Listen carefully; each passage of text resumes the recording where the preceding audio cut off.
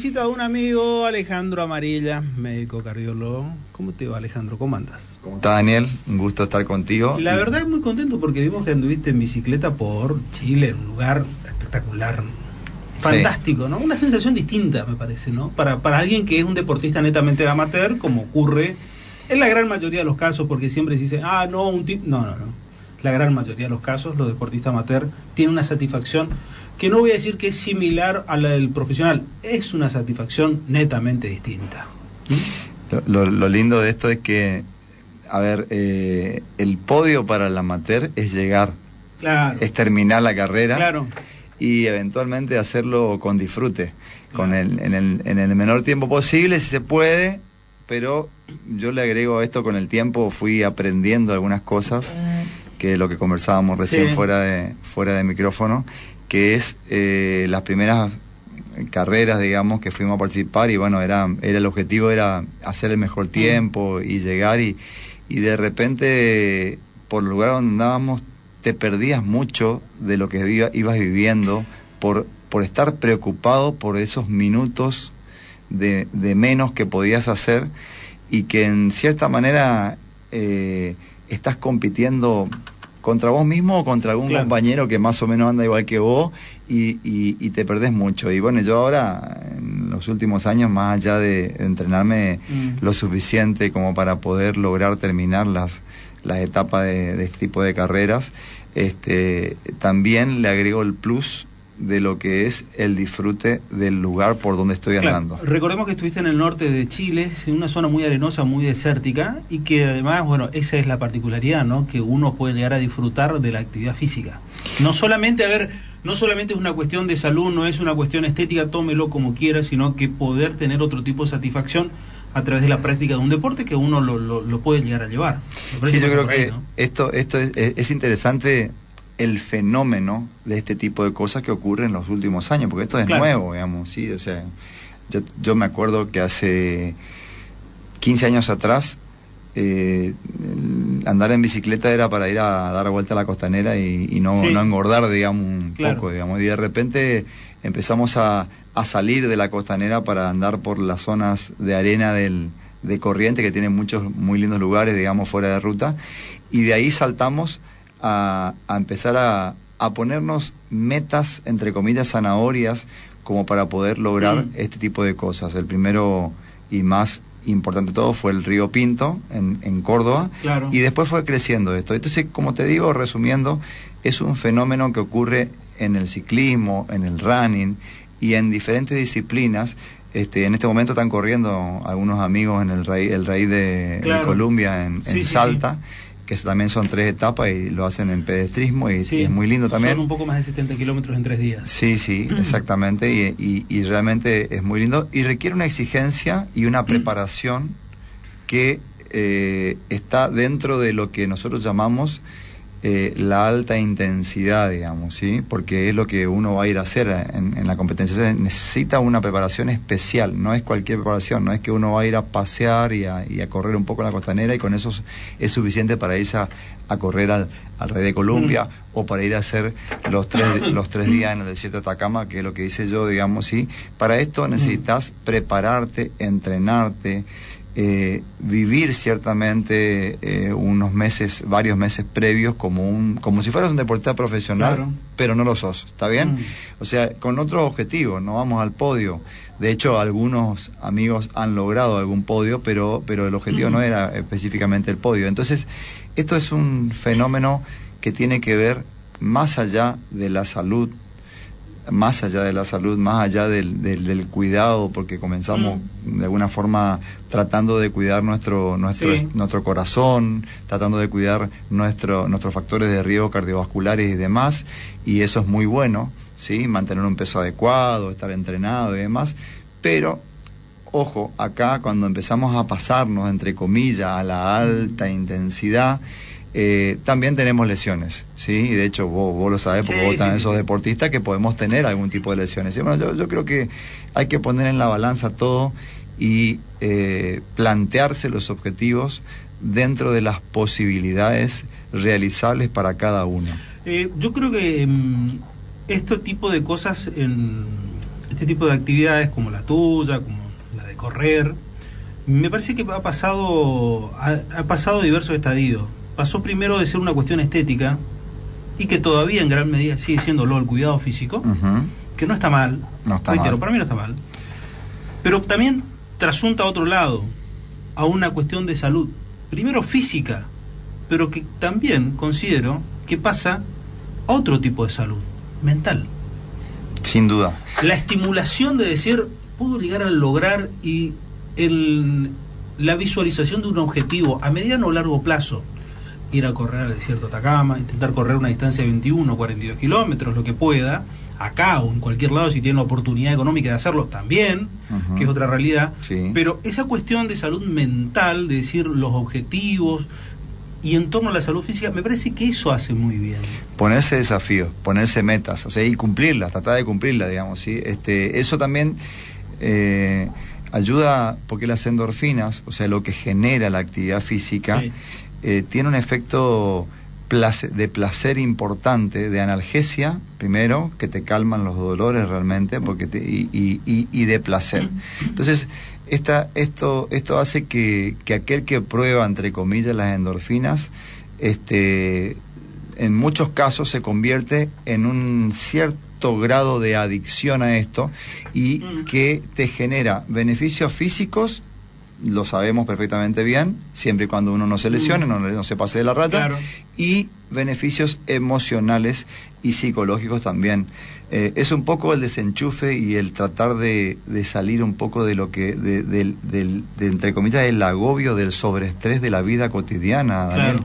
Que tenemos todos los seres humanos. Hoy tenemos estimulantes, estresantes, permanentes desde todos lados. Recién terminaba de hablar vos de una entrevista de economía, claro. y de cuestiones que tienen que ver con la vida cotidiana, y todo el mundo está hablando de esto, y vos prendes la televisión y ves un montón de cosas. Entonces, el salir a correr, el salir a rodar, el salir además estar con amigos y tratar de hacer esto, genera un clima emocional. Vos hablabas de salud mental, que te da un equilibrio, ciertamente, que te permite después volver a enchufarte en la vida cotidiana y afrontar tus cuestiones diarias. Yo siempre cuento que en lo particular, en lo personal, yo corro y a mí me da la sensación que me enfermo mucho menos.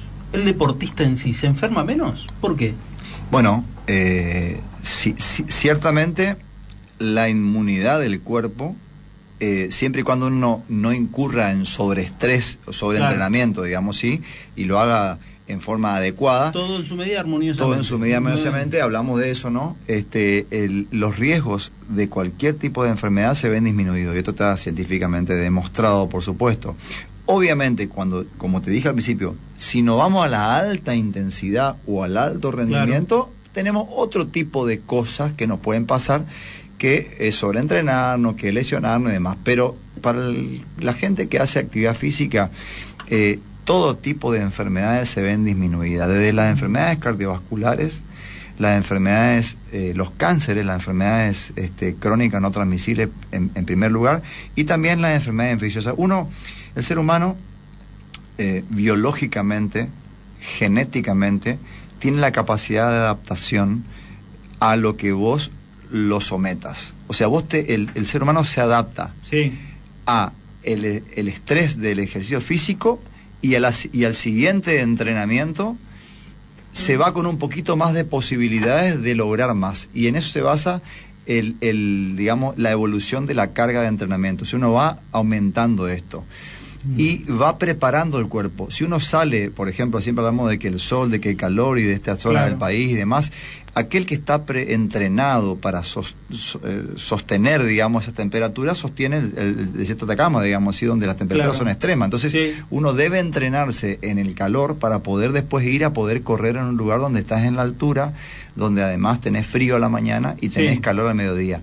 El cuerpo se va a adaptar a todo esto. Sin embargo, esa persona que por ahí vive en un departamento y está sentado en un sillón y mira televisión, no puede ni de turista a estos lugares, porque realmente es terrible lo que su cuerpo, al no estar adaptado, no soporta. Entonces no tiene capacidad física, no tiene capacidad de adaptación al medio, y se va a enfermar.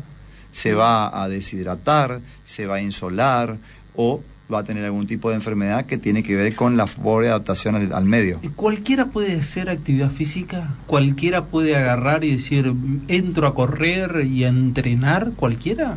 Yo creo que todos los seres humanos estamos genéticamente predispuestos para que nuestro medio de vida tenga que ver con el ejercicio físico. Esto tiene millones de años, Daniel. O sea, esto es una adaptación desde la era paleolítica en adelante. De hecho, fíjate vos, ahora estaba estudiando justamente para el Congreso de Cardiología que vamos a tener en Mendoza a fin de mes, y tengo que tocar un tema que tiene que ver con rehabilitación cardiovascular y con el HIIT, que es el High Intensity Interval Training, o sea, el entrenamiento de alta intensidad intervalado para los pacientes cardiovasculares. Y entre lo que estaba leyendo un poco cuál es la historia del movimiento del ser humano. Y resulta que nuestros antepasados, hace algunos millones de años, se pasaban primero muchas horas sin comer, digamos, ¿sí? O sea, tenían ayunos prolongados porque no había comida disponible como todo el tiempo que estamos comiendo a cada rato acá nosotros, ¿sí? Y segundo, se movían mucho en bajas intensidades, digamos, ¿sí? Ahorrando energía. Pero tenían periodos de muy alta intensidad cuando cazaban, o cuando corrían, o cuando tenían que escaparse de una fiera que lo estaba persiguiendo. Entonces, hacían periodos de alta intensidad y de recuperación. Y de esa manera adaptaron su genoma en millones de años, y eso somos nosotros. Y en los últimos años, a ver, llamemos cuánto, 200 años, 300 años, nos volvimos burgueses y sedentarios. Y el estilo de vida actual, que es más horas en la silla que moviéndonos, ¿sí? Hizo que nos adaptemos, entre comillas, mal adaptados, desadaptados al estilo de vida sedentario. Por eso es que tenemos un montón de enfermedades derivadas del sedentarismo, porque nuestro cuerpo no está adaptado para estar sentado. Nuestro cuerpo está adaptado para hacer actividad física. Para movernos. Entonces, respondiendo a tu pregunta inicial, ¿cualquiera puede hacerlo? Sí, cualquiera puede hacerlo. A ver, no cualquiera va a poder ir mañana a hacer una carrera como el Rally de Colombia o el Desierto de Atacama. Claro. Por supuesto que no. ¿Por qué? Porque esto requiere un proceso de readaptación o de rehabilitación al movimiento. Para esa persona que estuvo toda su vida sentada o sedentaria, o que está en la vida cotidiana sentada o sedentaria mucho tiempo, cuando retoma una actividad física lo tiene que hacer progresivamente, y generando los estímulos necesarios que pasan el umbral de adaptación que tiene actualmente. O sea, si yo no hago nada, que yo salga a caminar y haga, no sé, 10 cuadras, estoy haciendo un estímulo no habitual para mi cuerpo. A la siguiente vez que lo haga, el cuerpo va a decir, pero yo tengo que adaptarme de vuelta a estas 10 cuadras porque necesito hacer 11. Entonces voy a hacer 11 y voy aumentando la carga, pasando el umbral para lograr esa adaptación. Y si lo hago de forma progresiva, yo en cierto tiempo, que para cada persona es individual, voy a lograr poder ponerme en una circunstancia de hacer un ejercicio que puede tener que ver con la intensidad elevada y que puede tener con estos desafíos. Siempre y cuando, Daniel, y repito siempre esto, uno puede pasar de nada a empezar a hacer, ¿no? Pero tengo que asegurarme de que mi condición física y cardiovascular está bien para poder empezar a exigirme. Claro, si mi cuerpo va a resistir un entrenamiento. A ver, exacto. Esto lo habrás escuchado muchas veces, pero ¿qué respondes cuando escuchás? Mi cuerpo no necesita, así estoy bien, no estoy gordo, puedo estar 1 o 2 kilos más. ¿Qué le respondes cuando eso? A ver, porque esos son dichos habituales que vos escuchás en cualquier... No, mi cuerpo no necesita. Una cosa es lo que uno lo dice y entre comillas piensa. A ver, los seres humanos tenemos ciertamente un discurso psicológico que tiene que ver con nuestra, entre comillas, comodidad para la vida. Entonces, porque si uno se desadaptó completamente y está realmente con muy pocas posibilidades físicas de hacer una actividad, cuando la hace, se siente mal, siente un displacer, ¿sí? Entonces si vos una persona decís, bueno, che, vení a acompañarme, vamos a trotar, y nunca trota, y lo llevas a trotar y lo haces trotar, qué sé yo, no sé, 10 cuadras, al otro día le duele todo, se siente mal, se siente cansado, le faltó el aire cuando estuvo trotando, y te dice, Daniel, no voy más, porque esto me hace mal, ¿sí? Y realmente es así, pero primero hizo algo no habitual, ¿está bien? Entonces ahí viene el punto de que la persona toma el ascensor y no sube por la escalera, ¿está bien? Ahí viene el punto de que la persona toma un remis y no se va caminando, porque se desadaptó tanto a esto que le genera una sensación de cansancio y de displacer. Entonces psicológicamente se autoconvence de que ¿para qué lo va a hacer?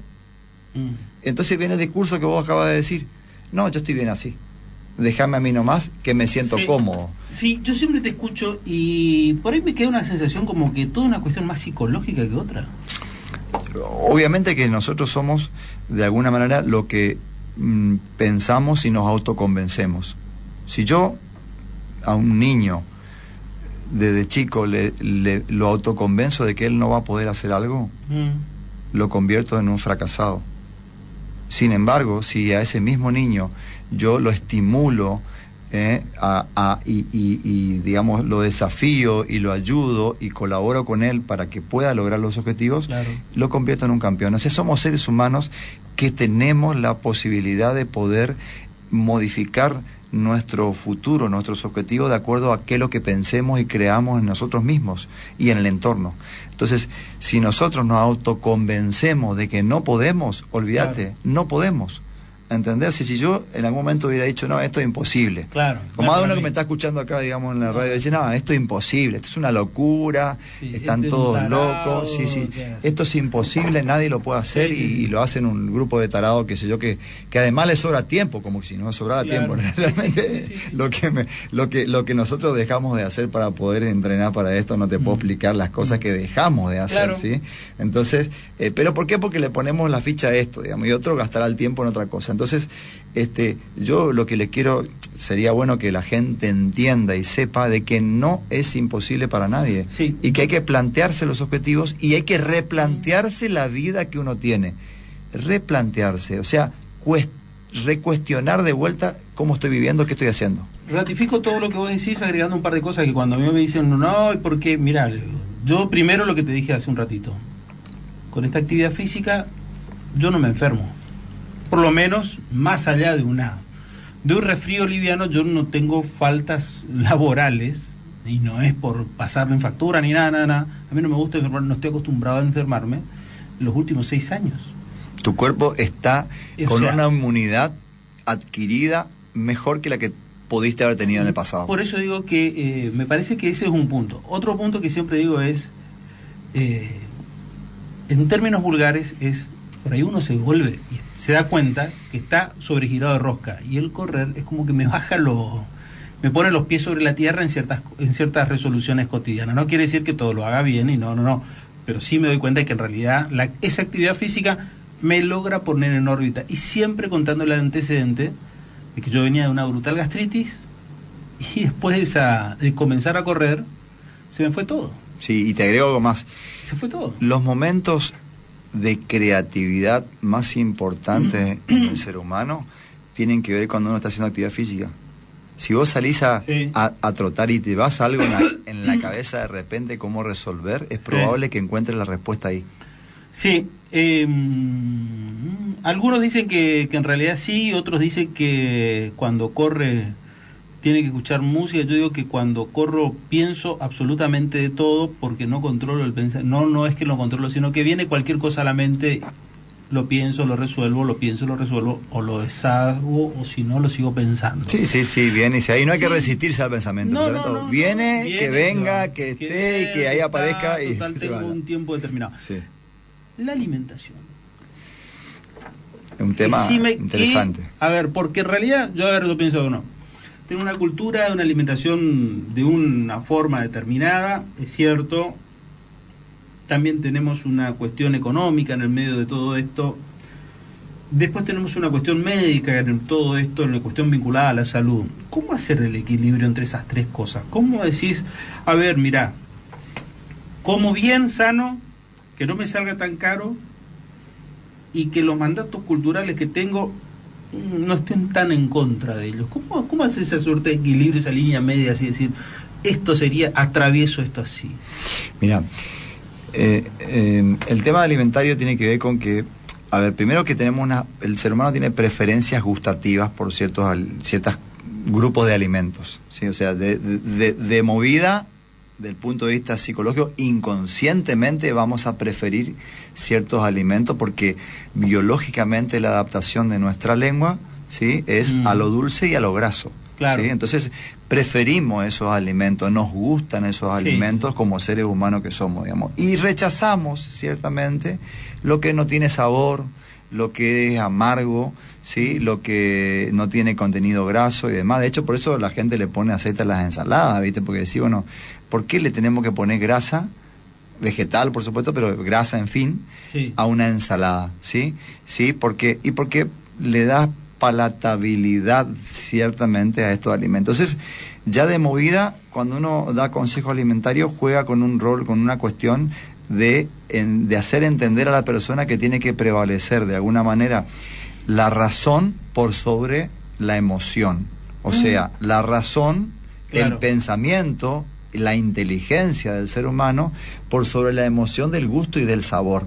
¿Está bien? Entonces ya de movida tenemos un problema en ese aspecto, ¿sí? Que va profundo esto. Por eso tenemos gran parte de la población con obesidad. Por eso tenemos la epidemia de obesidad. Y por eso a los chicos es difícil decirle, che, nene, come ensalada. Y van a comer golosinas. ¿Por qué? Porque los chicos no razonan. Su corteza frontal todavía no está formada, entonces actúan con la amígdala y van a la emoción directamente. ¿Está bien? Entonces, primer punto. Aquel que no tiene claro esto no va a tomar las decisiones correctas a la hora de alimentarse adecuadamente para el estilo de vida que tenemos hoy día. Y resalto este punto, porque si vos me decís que vivimos como hace 50, 100 años atrás, donde nos movíamos todo el tiempo, cualquier tipo de alimento venía bien. De hecho, había poca oferta alimentaria y debíamos incorporar mucha cantidad de grasa e hidrato de carbono para sostener un ritmo de vida con mucha exigencia energética de la vida cotidiana de ese momento. Entonces, cuando vemos las comidas de antes, los locros y las polentas y todo lo demás, de la gente que trabaja en el campo, por supuesto, y que hace mucha actividad física, decíamos, bueno, pero ¿cómo esta gente vivía con esto? Y esta gente vivía con esto porque necesitaba eso. ¿Está bien? Entonces, pero... porque no estaba en un sillón, en una silla sentado trabajando. Su trabajo era otra dinámica. Sacamos de contexto esto y de repente venimos a un mundo donde tenemos, ¡pum!, una oferta alimentaria de colores y sabores de lo que se te ocurra. Y encima, para los niños, disfrazados de figuritas, digamos, ese tipo de muñequitos, ¿entendés? De colores y de gusto y de sabores. No solo me entra por el sabor, me entra por el color, me entra por la vista, me entra por todo. Por todos lados. El marketing de esto es terrible. Entonces, Daniel, primer punto, tremendamente difícil. Primar primero la razón sobre la emoción y sobre el gusto, ¿sí? Biológico y emocional. Entonces, primer punto. Entonces, ¿cómo equilibrar esto? Fíjate una cosa. Tenemos una epidemia de obesidad mundial.